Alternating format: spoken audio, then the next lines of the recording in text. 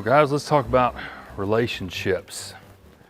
Relationships. That's always seems like a big word, but specifically the relationships that exist between a leadership group, and I think that could, that applies in so many different areas. But what does that look like? What should the relationship look like between, from a congregational perspective, what should it look like between those leaders in a congregation?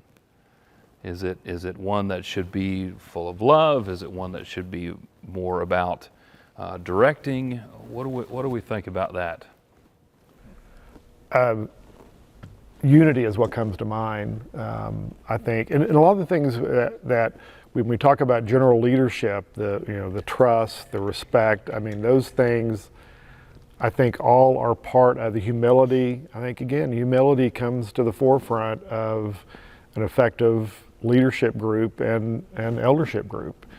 And I know here at North MacArthur, we pray for unity, multiple times during our meetings and during our own personal prayers, I know. But unity, if the eldership is not unified, then it's going to be very difficult for the church to be unified. Yeah. And so that comes with, level of respect, a level of respect for not just the person, but their own talents. I think there's a unique blend. Never been a part of eldership outside of North MacArthur, but I think each elder brings their own unique talents and gifts and areas of expertise, and I think that all kind of blends in, and when you respect that and you pray for that unity and you understand how important that unity is to be broadcast out to the greater congregation, I think that makes the eldership really work. I really like the fact you brought up that there are different talents, because I think sometimes we have this expectation that every shepherd needs to do exactly the same thing, or every leader needs to do the same thing.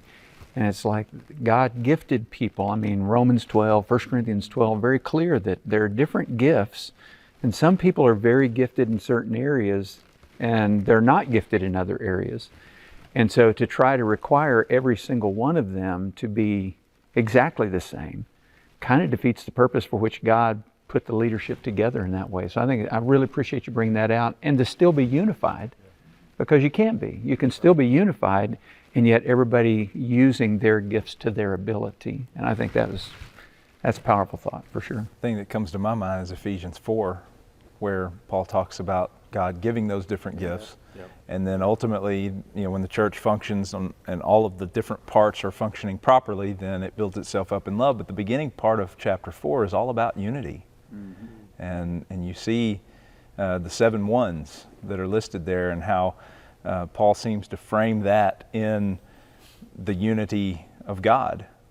And so to your point and yours as well, just all of those different attributes and talents and skills, abilities that God gives to us, when we bring those together and we function properly with the gifts that God has given to us individually, when we bring those together, I think the congregation will see that and see that unified force, as it were, of the leadership, and will follow suit. Yeah, that was actually where I turned to, is Ephesians chapter 4. The differences actually make us stronger than what makes us weaker. Yeah. And so if everybody was just doing one thing, focused on one thing, now we have a whole huge gap over here that we're not able to do. So when he gave some as apostles and prophets and evangelists and pastors and teachers, all of those things matter, and everybody needs to focus on the gift that they have within their leadership ability. When you said the question, certainly it could mean, within an eldership. I immediately thought like eldership and the ministry staff. That's probably not appropriate because it's so much broader and bigger than that. But just so you know, that's where my head went, and I think the comments that have been said, I'll pile on with Bob just a little bit, and with Mike. To me, there is an aspect of understanding the strengths. Not everyone trying to be everything or are trying to be something they want to be, but understanding that they should soar with their own strengths. And to do that, it really starts with just kind of that look in the mirror, and really being honest with yourself, and then looking at others through a different lens, a beautiful lens, a lens that's looking for the best in others and how to get there. But a broad comment I would make is, leadership in any setting is a team sport. It's just a team sport. It's not, golf. And so when you think about leadership in a congregation, the elders with the ministers and sometimes ministry leaders, a lot of people are there. If you don't have fantastic, intentional relationships, you cannot lead as a team. It is impossible, because you're not aligned in goals. You're not aligned on some of the bigger things that may come along. You end up kind of having this scatter shooting mentality that creates just confusion versus unity, and a focus of love. And I guess the last thing I'd say along that line is, those relationships are not necessarily built in a team building. You can get them in a room together. I saw the room here at North MacArthur, and I know what the room looks like where the elders meet at Louisville, and there's things that happen in there over time, but relationships broadly in leadership in the church is about one-on-one. It's about spending the time, appreciating who that person is, what they bring, the power of what just the two of you can do together, much less the whole team. And if you don't invest that time, it's going to fail every time. Yeah. I love the whole idea of unity. If the leadership's not unified, the congregation won't be unified. It always works out like that. There's never a time that it doesn't work out like that, especially if there's a conflict, because one side goes with one and the other side goes with the other. And now you have a huge division that is so hard to overcome because you can't align on your founding principles.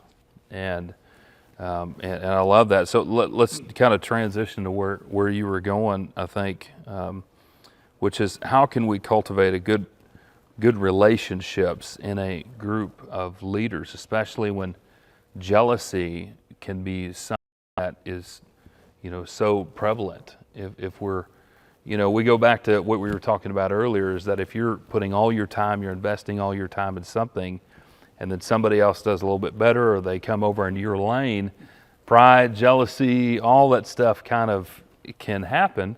And I think sometimes it's not on purpose.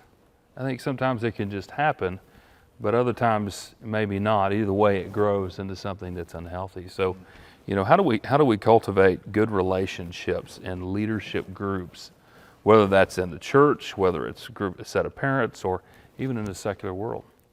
I'd say one of the things that comes to my mind quickly is that we need to cultivate a spirit of humility. Yeah. We talked about that a little bit earlier, but you think about Jesus and his ministry. When his ministry was beginning, John the Baptist had been there, and I think it's John chapter 2, around verse 22, that tells us Jesus was baptizing. His disciples went out. John also was baptizing. But then the followers of John come to John and say, hey, he is baptizing and everybody's going to him. And you remember John's response after he talks to them for a minute. He comes to that point at verse 30 and he says, he must increase, but I must decrease. That is a picture of humility. And it would have been very easy for John, who was very popular, to exalt himself and be upset that many people were following after Jesus. But he understood that a leader is one who is humble. And we need, at least within the formal leadership, and I think that may be where our focus is right now. We have informal leaders within the church that we've talked about, but the formal leadership, we have to make sure we're cultivating that spirit of humility. This may not be totally in harmony with what you're talking about, but what you just said. There are young guys on this staff that are really talented. They're great students, they're articulate, they understand culture, they communicate really well. I think a lot about the fact that our present could be our future, right? It's nice to talk about. How will that feel when a time comes that somebody takes my place? And I think what we need to be doing as leaders is not to be intimidated or threatened by that, but actually prepare people so that somebody will come and stay. When we talk about our relationships that we have with one another, ego just ruins everything. That's right. And if we can be thinking about what's going to be best for this church in the future, it's not that it becomes so dependent on one personality, an elder or a preacher or anybody else, but that we are actually working so well together that we're training our replacements. But when he increases and I decrease, am I going to be okay with that? Right. That's part of the challenge, and I'm just trying to be honest about that. I like the idea, but when it becomes reality, well, we have the same spirit that John the Baptist had. Am I ready for those? At some point, they need to step in to positions of leadership. Always thinking about new elders coming in, working with current elders, and kind of read the room, learn from how they do it. Well, as those men grow in their influence, are we ready for them to be the person that folks used to come to me, and now they go to them? I just think that's part of leadership too. We have to be at peace with the fact that other people are coming on, and that's a good thing. And we need to build a dynamic where we're actually intentional about that, not just threatened by it a little bit, but intentional. Just real quick on humility. I mean, one of my favorite passages, have this mind in you, which is also in Christ Jesus. But before that, do nothing out of selfish ambition, vain conceit. You would think that there wasn't as much of that in religious leadership as there is. There's a lot of that. And this look not only to your own interests, but also to the interests of others. When you can keep that mindset, I think you build an environment where everybody can thrive, because we're interested in everybody doing well. That's good. That's good for the team. When everybody's doing well, we're building a winning environment. But ego is just there, and it's hard sometimes to manage that. I think of fostering the we versus the me kind of concept with team, and based on congregations that I've worked with and people that I've talked to, one of the key elements that is so missing is communication, and the way that we are open in our communication, being transparent, being vulnerable. It's one thing, like you said, to have people who are coming up and you're seeing them increasing, and how do you feel about that? But are you able to talk about it?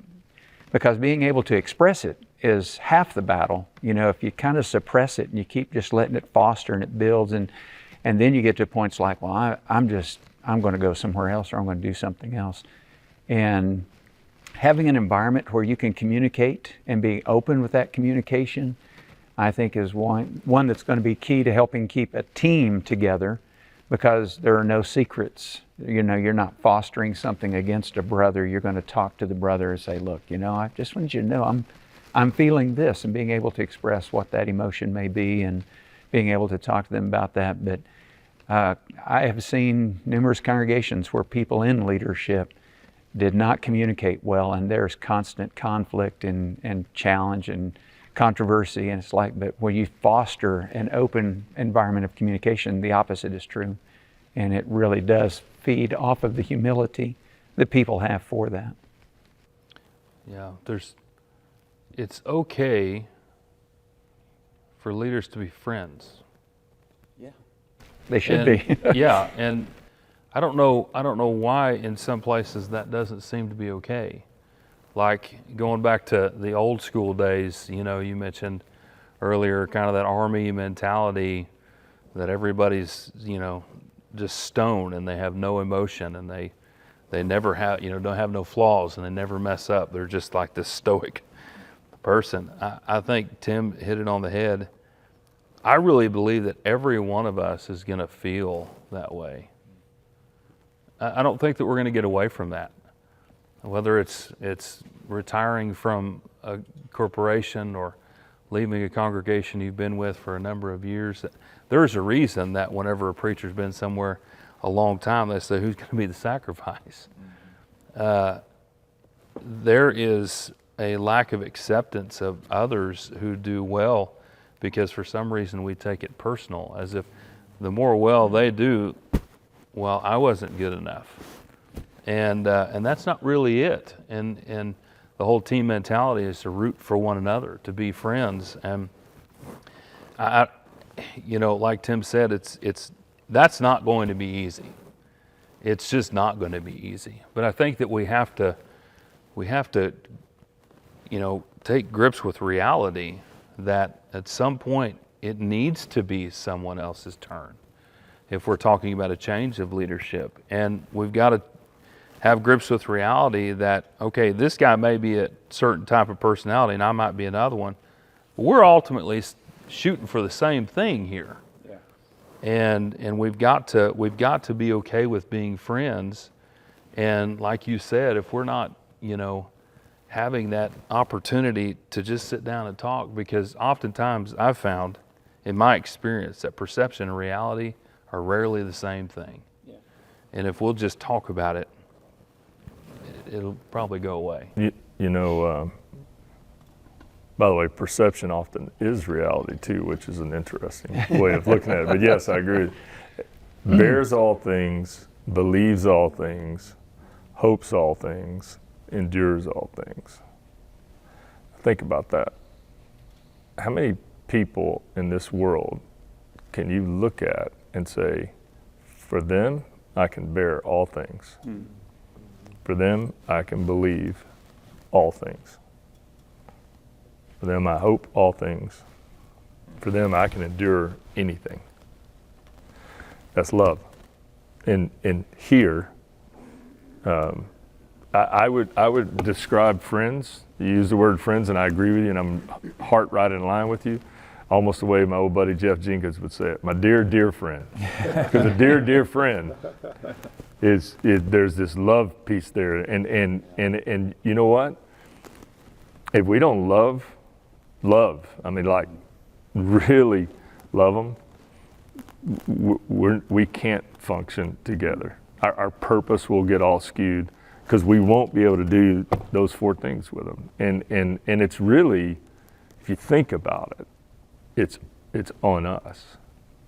It's on us to love them. Yes, we want it to be reciprocal, but it's on us to really love them. If we can get there, relationship piece isn't that hard at that point. Part of that real love involves difficult conversations at times. Yeah. You bet. You think about Paul and Peter in Galatians, and the conversation that Paul had to have because of Peter's actions. You bet. And while they weren't a part of necessarily a group, so to speak, as we're talking about here within our congregations, I think the principle remains that there are moments where if we have that genuine love and we see one of our brothers or sisters struggling and we think something needs to be said, we've got to have that courage and that love to be willing to sit down with them and have that conversation. And be willing to listen to it. Yes.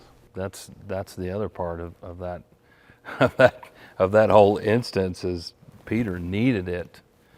And Peter's not always the most humblest of persons.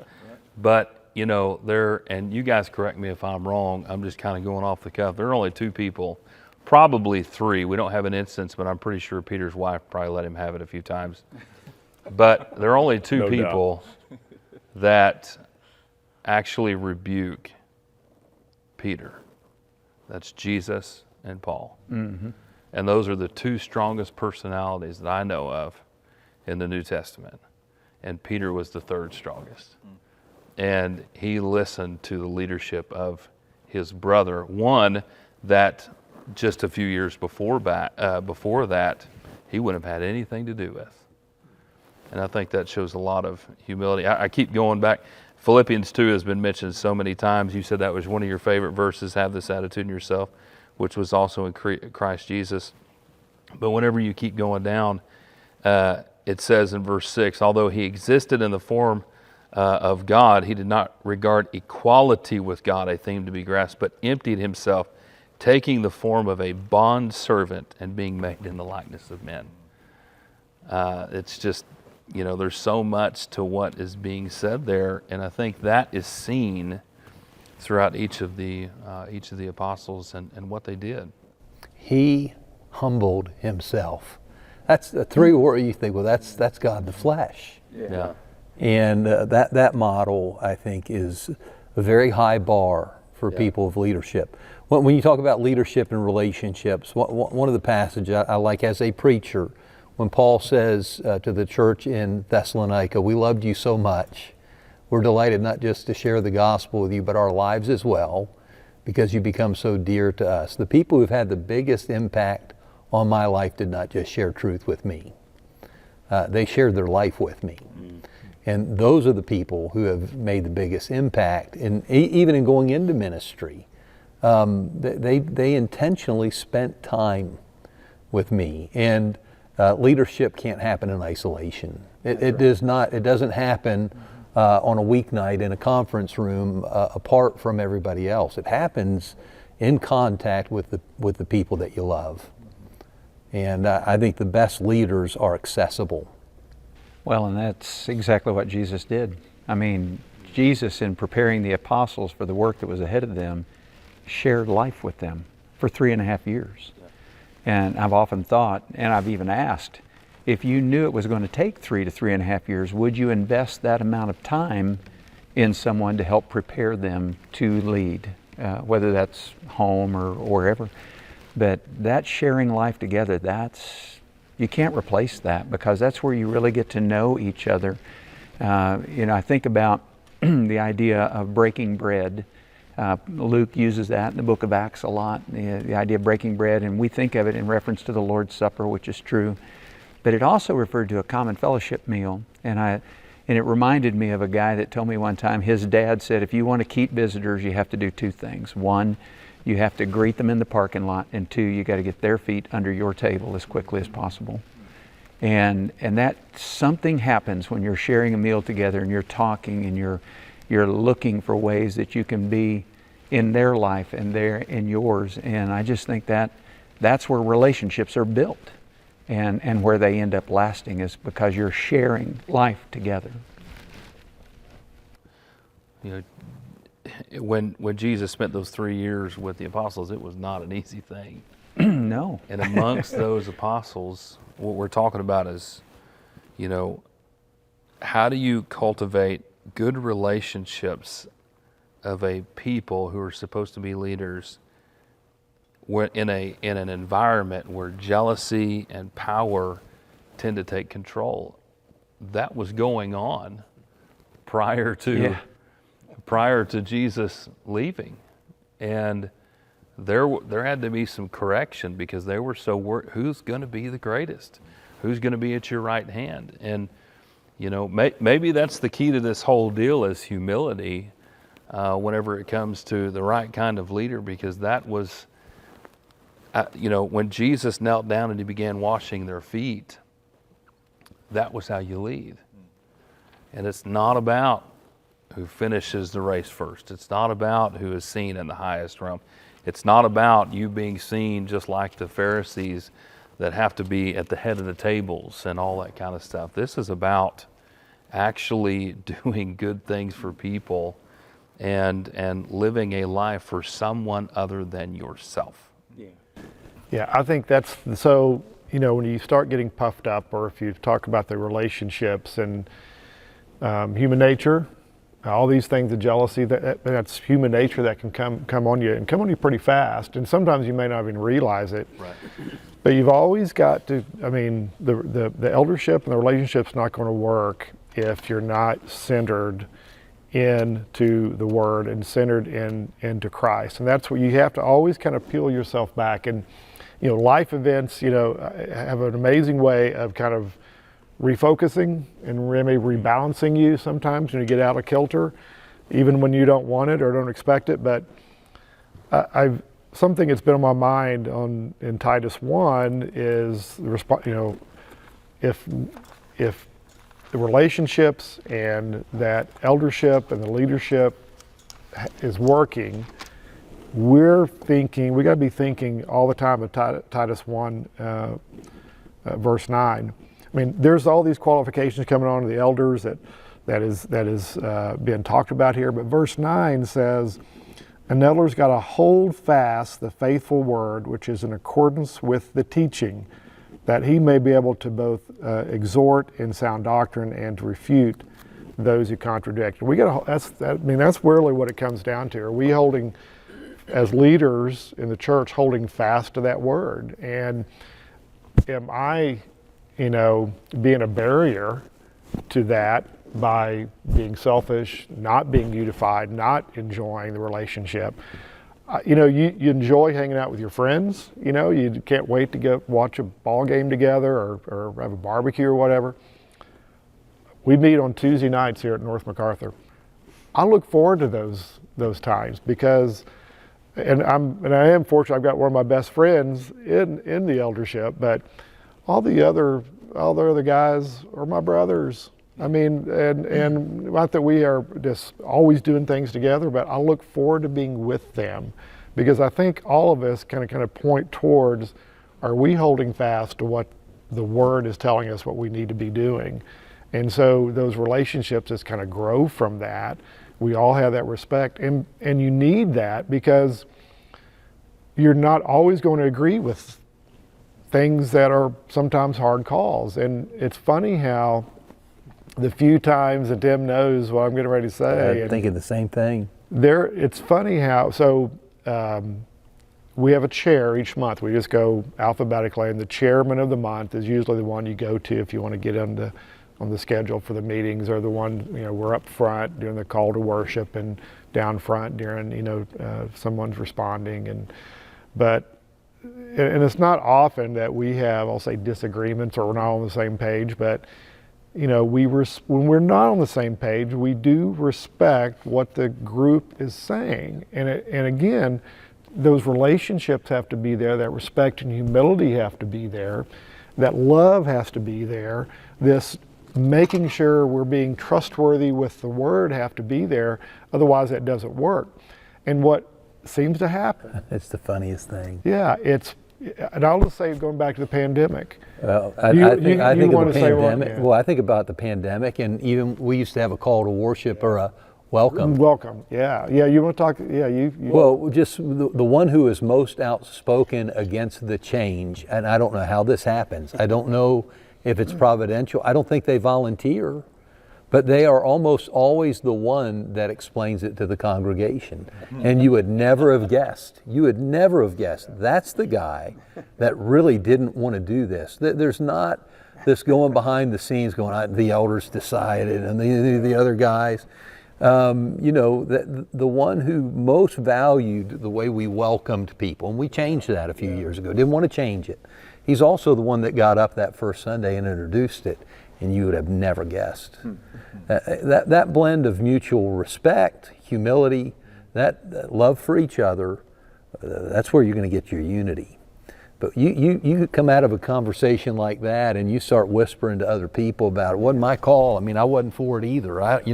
That never happened. You come out of that room unified. Mm-hmm. You come out of that room unified. And during the pandemic, we wrestled, before we just really got shut down by the government, we wrestled with whether we want to meet or not. And from some experience I had with a very sick child, our son was very sick for a long period of time, and the immunity was, had to be very careful with him. And so I was a little sensitive to the whole pandemic thing initially, and I don't know if we need to meet. I think we need to be careful with this. Well, I was in the minority, and so, but guess what? It was also, I was chair for that month, and guess who had to write the letter to go out on our church website and app to talk about why we want to meet and why some people may not like it, but why we think it's important to meet. And I had to write that letter, even though I was not for it. during that time. But coming out, when we left that room, I'm in agreement. I'm with my brothers on this as we present ourselves a unified front to the congregation. That's what it has to be that way. Well, that really talks to the idea of being able to overcome your pride. Talk a lot about jealousy, but pride, man, what a danger to every single person. Especially when we talked about change. There are so many that, and I'm not a big guy on change. I'll just be honest. I go to certain restaurants. I get the same thing. I'm not afraid to admit it. So change can be a hard thing for certain people. And I go back to the logo. I didn't want to change because this is good enough. Well, maybe it's not. Maybe it's not good enough. So let me ask this. We've been talking a lot about humility, right? How important is humility? But can you be humble and strong at the same time? Define for me what you mean by strong. Well, I don't know. Maybe that's you put that out for the group because I think people view humility as a form of weakness. Yes. Yeah. It's a misperception, I Right. think, but that's what I'm assuming. That's I think where we're going with this because in many people's minds that's exactly what it is. It's you being weak and not being able to stand up, not being able to be strong in certain situations or to make certain calls or to say certain things. So can you be humble and strong? Well, I think, as Keith pointed out earlier, sometimes because of the love that you have difficult conversations. That's not weakness. But sometimes you have to have those, and they can be very difficult to have. And I guess sometimes people wouldn't see that as being humble or having humility, but the way that we approach those conversations, as difficult as they may be, can really exemplify humility and at the same time the strength to say, hey, we need to correct this. So yeah, I think it's possible to be both, but it maybe depends on the way that we see that. Within the context of those conversations, if we are presenting ourselves or the words to our brother in a haughty way, then obviously that's not the way to approach it. But we have to make sure to convey that we understand, hey, we're not perfect. There's a lot of areas that I need work on in my life too, but I see this coming out, or this may be a pattern that I'm seeing in the way that you interact with someone. And so being willing to step forward humbly, like you're saying, and have that conversation, I don't think that's weakness. I think that's strength in and of itself. Yeah. Can that be something that's cultivated by the communication and the friendships that you have between leadership? It should be. It should be.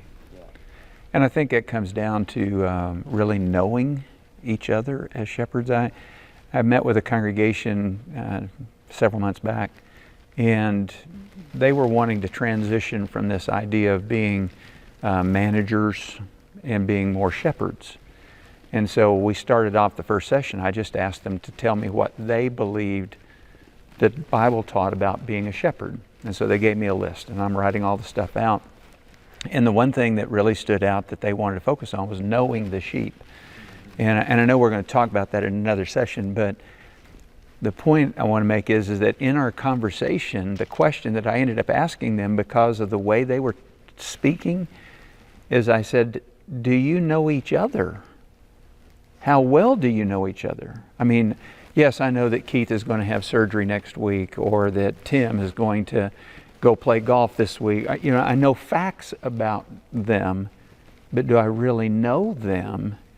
And I think that was, what they did at that point was they realized we really don't know each other.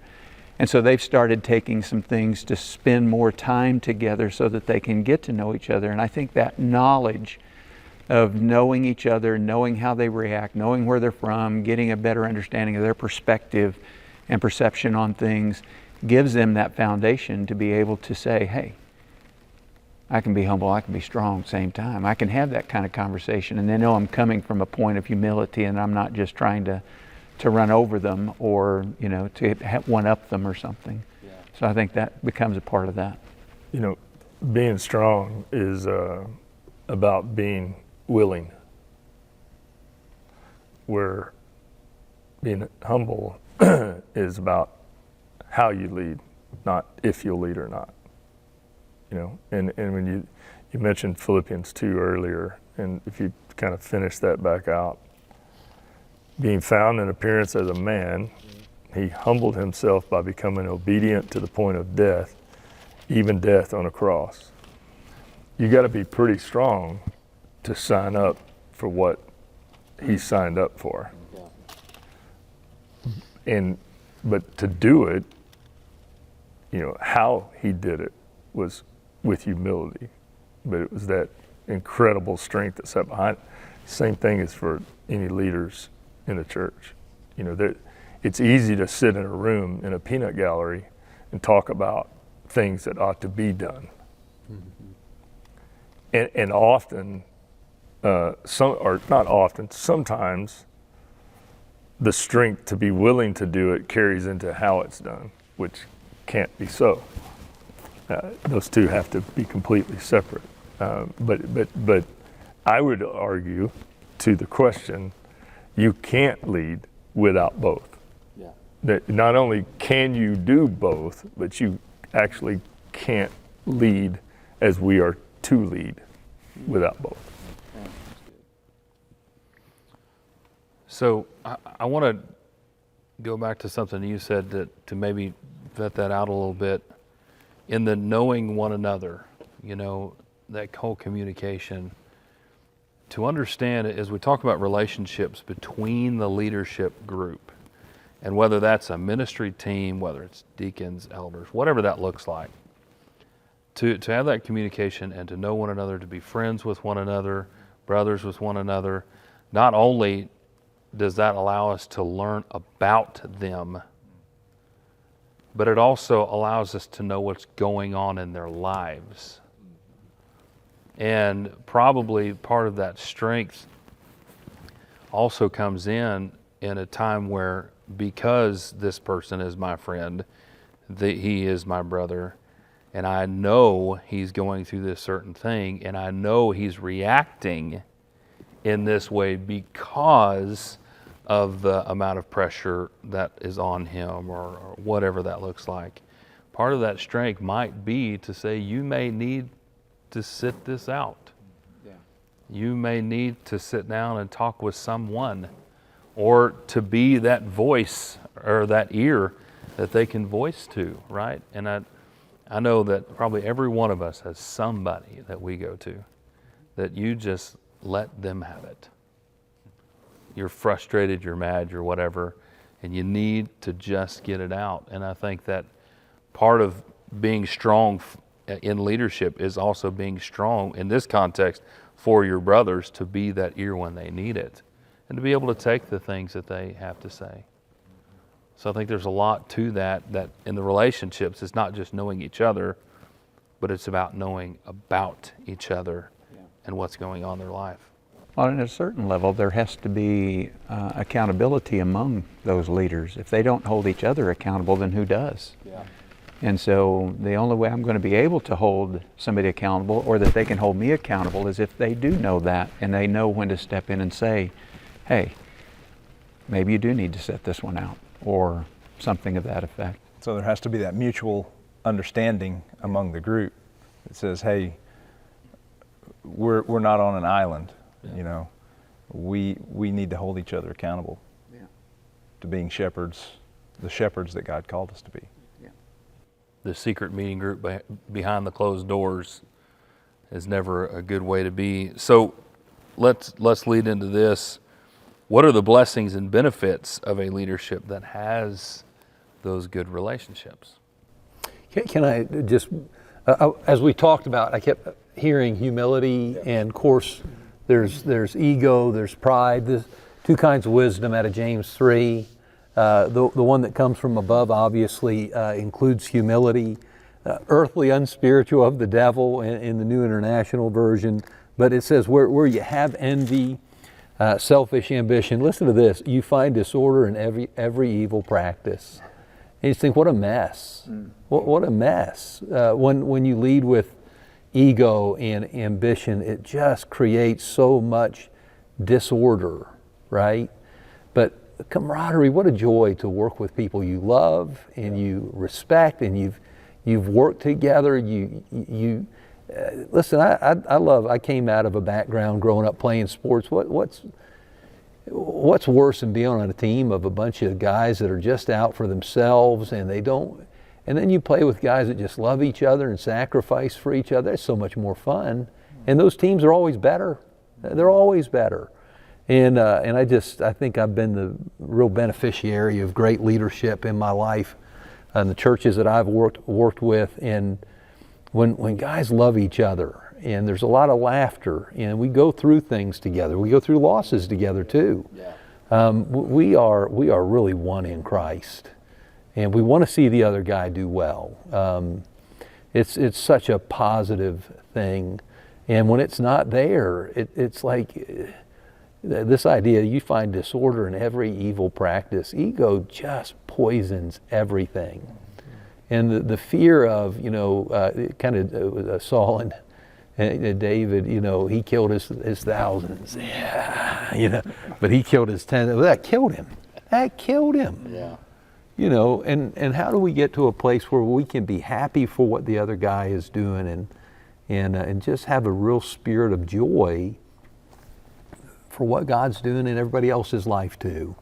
I don't know if that's a little off, but I like that passage because it shows where those different kind of wisdom, each one is coming from, and the outcome of it. One is so much better than the other. I don't want to be in a church that's in a state of constant disorder and constant friction, and they're never at peace. And honestly, what does that say to the people we're trying to reach with Jesus? Yeah. Come on, man, we know how to fight with each other just like the world. You're going to like it here, I don't think so. But I think that ties into his question about the blessings and benefits, because there is joy and there is peace when that exists. Weep with those who weep, rejoice with those who rejoice. I think there are people all over our community that would love to be a part of something like that. Yeah. You live in a world that your success makes other people weep because they wanted that. You know what I mean? Your sorrow makes them rejoice because, good, that's happening to you, not me. And you come into a family of believers that they do life with you. They show up. Your worst moments, those people are going to be there. They're going to walk with you through all of that. To me, we're not just talking about leadership. I'm talking about Christianity. That's where it's at. Sharing life together, being there for people, rejoicing with them, celebrating with them, weeping with them, grieving with them. I don't think anybody does that like we do it in Christ. Amen. And to me, that's part of leadership. Yeah. Is just living and being part of, it's that roller coaster that everybody's on, and just showing up for all of it. And when you've got leaders that are doing that, that models that behavior for everybody else. A lot of things anymore, you don't have to tell, we should be doing this, they're doing it because they see it being done.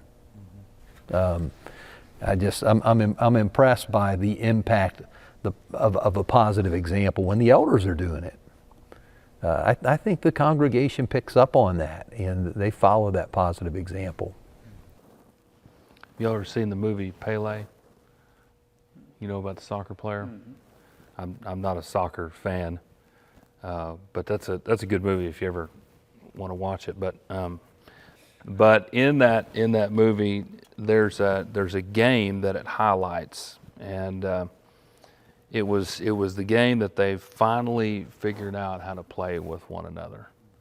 And I don't remember the type of or the style of play that Brazil play. There's a certain name for it, but it's real smooth, and it's the ball's in the air, and it's very, they're using everybody.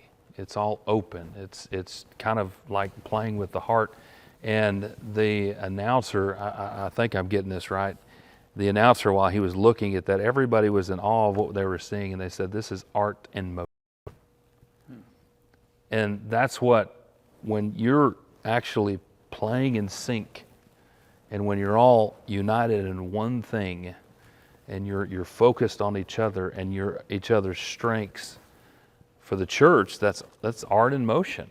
I mean, that's really what it is. And I think I love Colossians chapter 3, 15 through 17, and I'll read it. It says, let the peace of Christ rule in your hearts, to which indeed you are called in one body, and be thankful.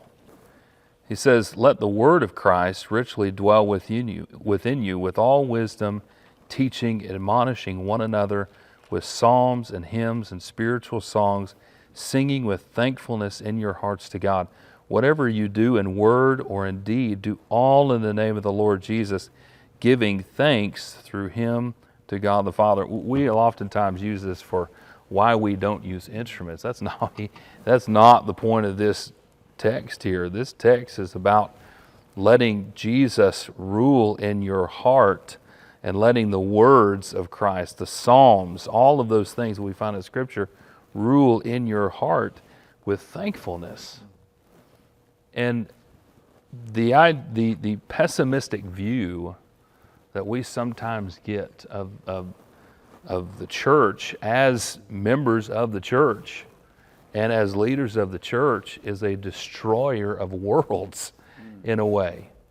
And if we are not living life with thankfulness for what God has done for us, we will never be able to be that art in motion as a people that are united in Christ.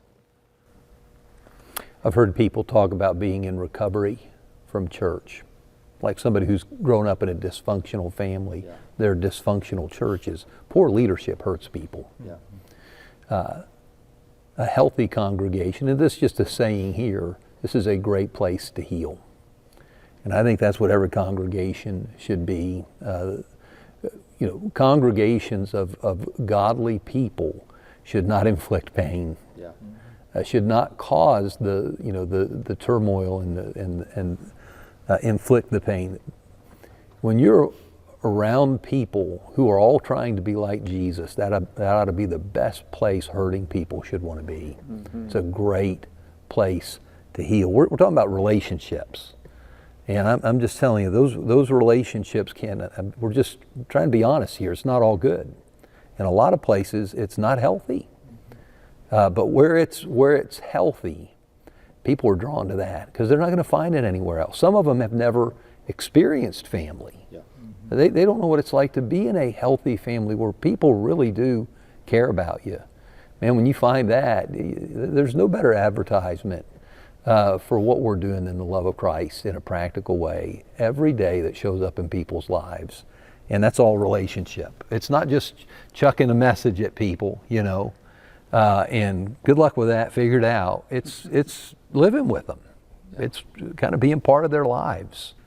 So what the blessings of having a unified leadership, and to me, it's about spiritual growth. And so I think as an eldership, and everybody in the congregation, the tricky part is understanding that everybody's in a different spot. And so how can you meet that person where they're at and know where they're at to be able to help them with the growth? And I think if that unity is not there with the eldership, and that love and the camaraderie and those things and that unified presence is not there, it's going to impede growth. And I think from an eldership, we want spiritual growth. Wherever you're at in your life, we want spiritual growth. So how do we do that? Well, that's the blessing, I think. That's the fruits of having a leadership, and the blessings of being unified is it allows those people to grow and grow closer to God. And it doesn't happen, again, without being involved with them and knowing where they're at and being able to help them get to where they need to be. I mean, that's our role as shepherds. Yeah. I think another another blessing or benefit would be an atmosphere of mutual love and respect, to your point. And Paul talks in Ephesians 5 as he's writing there about husbands and wives, and really he says he's writing about the church, the mystery of the church and Christ. He calls husbands to love their wives, and he tells wives to respect their husbands. And it's verse 33 where he says, husbands, make sure you love your wives. Wives, make sure you respect your husbands. In that atmosphere of mutual love and respect, I think while Paul is speaking specifically there to husbands and wives, I think the same thought would be true with a leadership that's functioning properly. There's going to be mutual love and respect. And, Emerson Eggerichs, in his book, Love and Respect, he talks about this, and he says, we interviewed or surveyed, many couples and asked them the question, individually, when you are in conflict, when there's something that doesn't seem unified in your relationship, what is it that you are experiencing in that moment? And the majority of men, a vast majority of the men said, I feel disrespected in that moment. Mm-hmm. A vast majority of the women said, I feel unloved in that moment. And so Eggerichs talks about this crazy cycle that we tend to get into in relationships. And so where the husband might feel disrespected, he has trouble showing the love that his wife needs. And when she's feeling unloved, she has trouble showing the respect that he needs. Well, that same thought, I think, will play over into a healthy leadership. When the leaders are healthy and there's that love and that respect that's there, the congregation sees that, and they will follow. And to your point, Tim, people need that, and the world's not showing them that. And if the church can show them that, if the leadership of the church can demonstrate that and model that, that'll be a tremendous blessing. Yeah, I love what you were talking about, Tim. That that whole cultivation of strong leadership, but you have the negative side, and I think that in every congregation, Satan is targeting the leadership. He really is. If you can split the leadership, you can split the church. Oh, yeah. There's no question about that.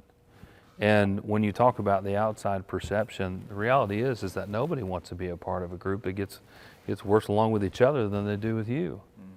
And when I am, the church there was split a few years ago, and that was a harsh reality that I had to help them to see. Nobody, you talk about growth, nobody wants to have anything to do with you. Now, anybody who may be listening, that might get upset, but that's the reality of truth, and that might be hard to hear, but that is the truth. Jesus wanted nothing to do with division. That's why he died in the first place, because his relationship with mankind was divided back in the garden.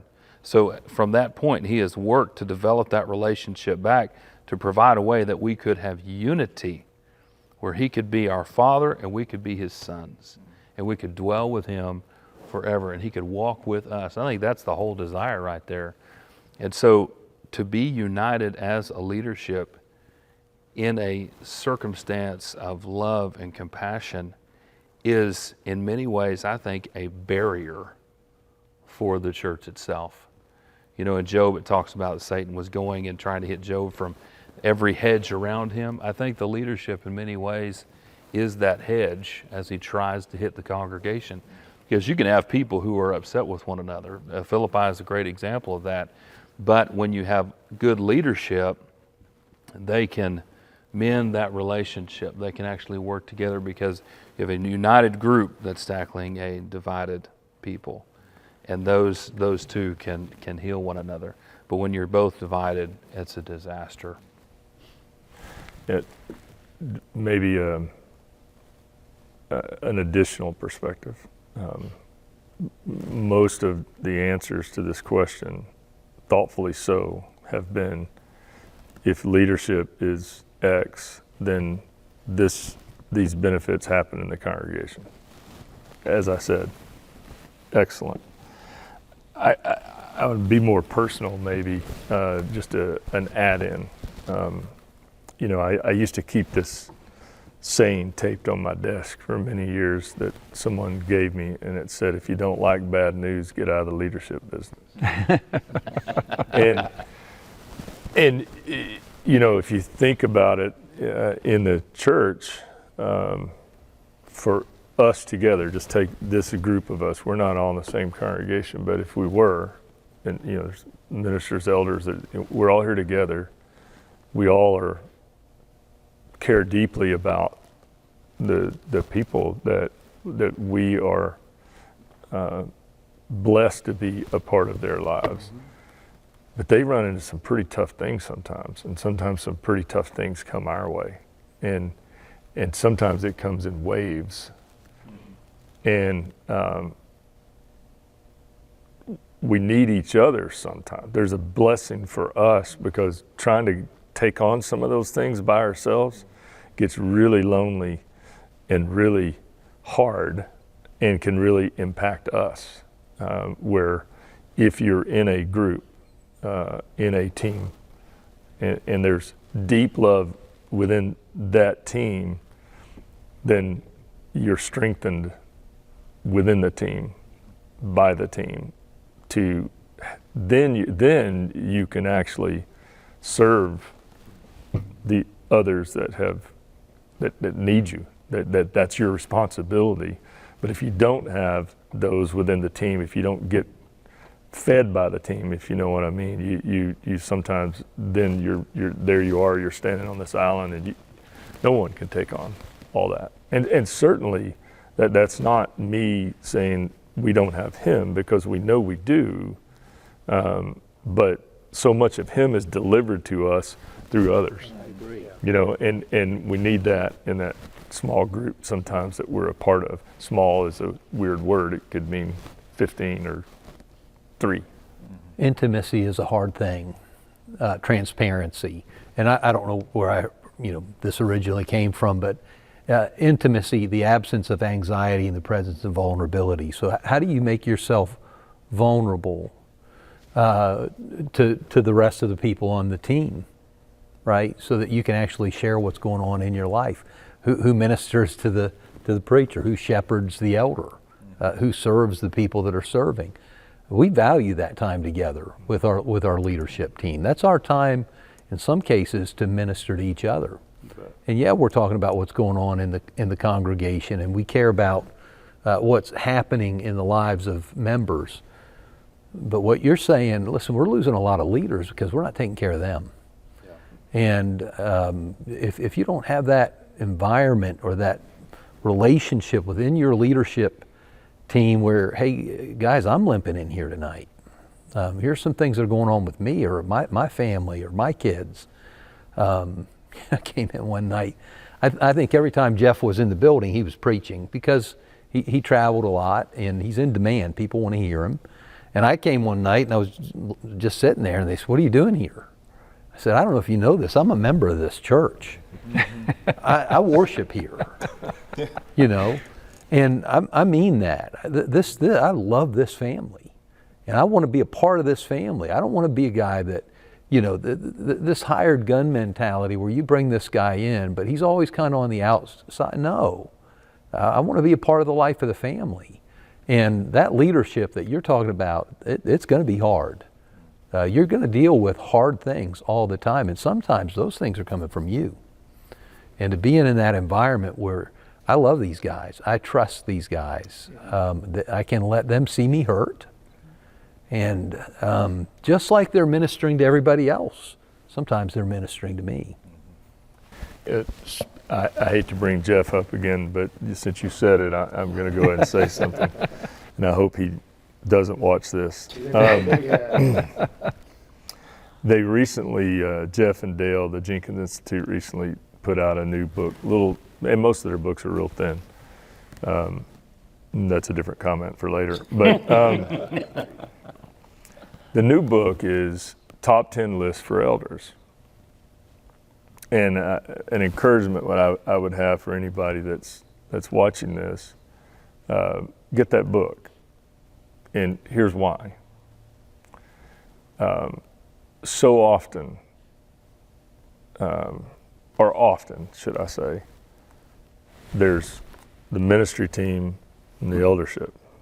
It's two teams versus one team.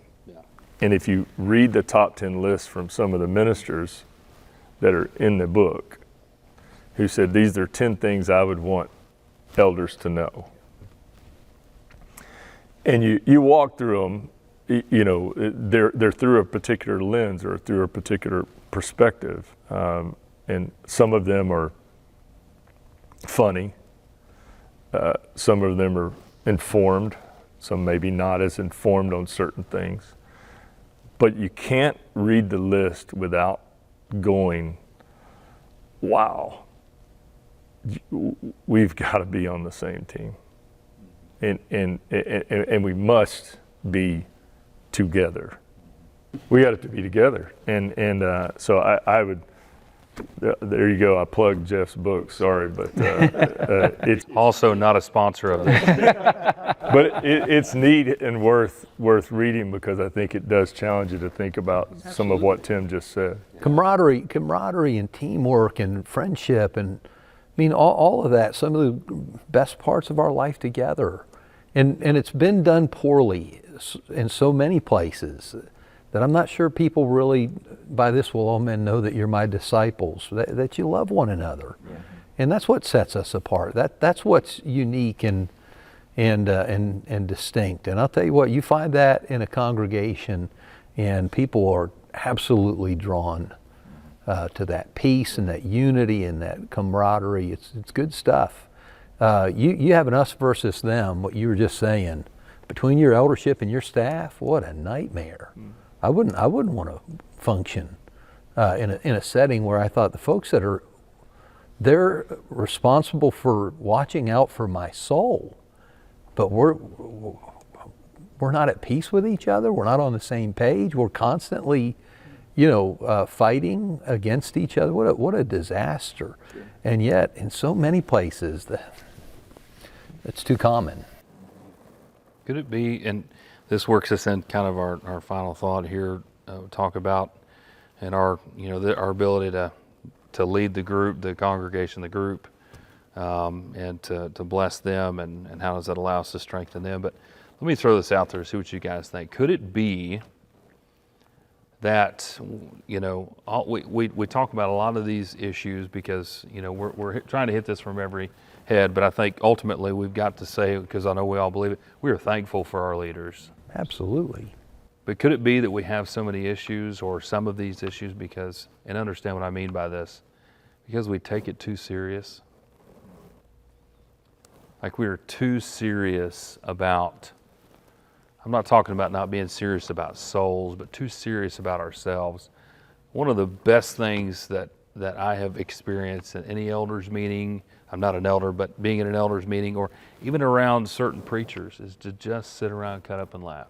Mm-hmm. Stop taking yourself so seriously. Could that be that we're so serious that we forget real life is real life, and it's okay to maybe look at some of the stuff that could really make you extremely emotional, mad, frustrated, and just laugh? I don't know. I'll throw it out there. No, I think joy is part of the fruit of God's Spirit, and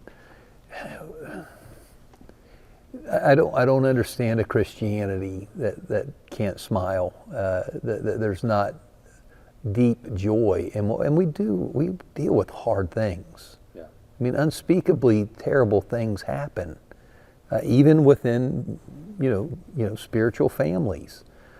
But how would you go through all of that? It's so somber, so serious, and you never laugh.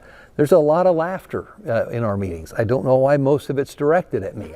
That part I haven't figured out, But it's good for us. And I've actually prayed about that when we meet together. What a joy it is yes, we're trying to address serious issues. Yes, we are sober-minded people, but there's joy. There is real joy in our life together, and laughter, and funny things happen, Wouldn't it be terrible if you couldn't laugh in church? There are people that walk out, that guy was too funny. Oh, God forbid we had a good time today. You know, I don't think that's real. And it's good for us. I think laughter's still good medicine, you know. And I see that in our elders meetings. I see that when the staff meets. There's a lot of laughter. There's a lot of good-natured teasing back and forth. That happens in a setting where you love each other. You know, I remember came out here with a guy we transferred. I was telling one of you guys transferred out here with a 6'10". You know, he got a scholarship. I got invited to walk on. You know, but when the #1 guy at Oklahoma City University that transferred from Kentucky drop step dunked on him, we couldn't wait to talk to him about it in the locker room, man. I love that guy, but that was flat out funny, you know. There's laughter's good. Joy is great. I don't think it's a good advertisement for our faith to just to be stern all the time, you know. I mean, obviously we have concern for the church and concern for our members and their spiritual well-being, but yeah, I mean, it's if you can't enjoy one another, enjoy this life and the ups and downs. I mean, sometimes you just, it is, Brady said it, it seemed like sometimes one thing after another happens, and sometimes, and you just, if you can't stop and look back and look, step away for a second and go, okay, it can be overwhelming. And I think that's, again, one of our, if we're focused on what we need to be doing, and being trustworthy with that message and being unified and loving each other.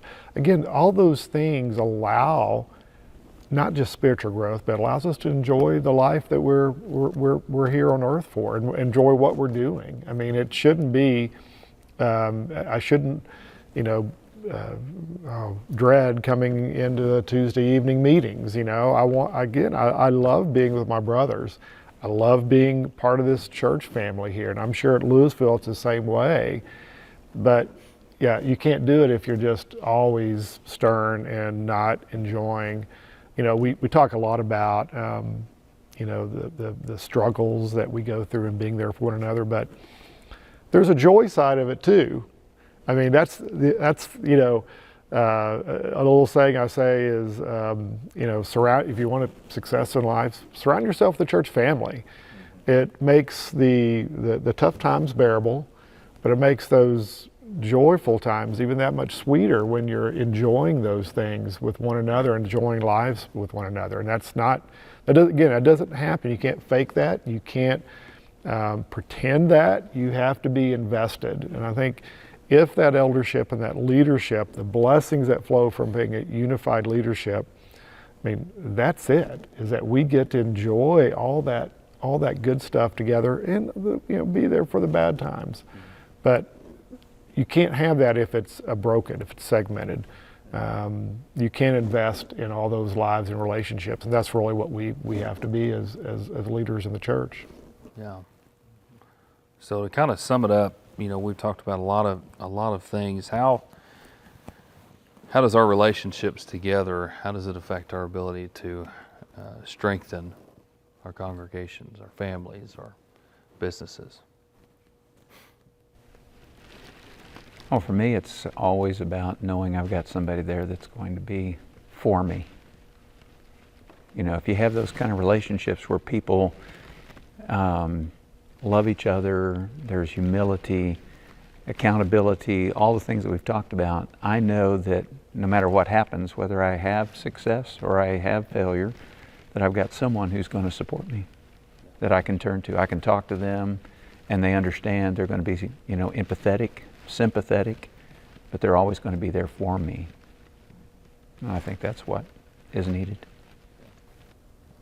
I have no desire to talk about withdrawing fellowship as a topic, but if you took away the fellowship of God's people from my life, you'd gut the thing that means the most to me. And if you were to say to somebody, by way of scripturally, trying to say, look, what you're doing is wrong, and if you don't change, we're going to have to withdraw that fellowship. And so what?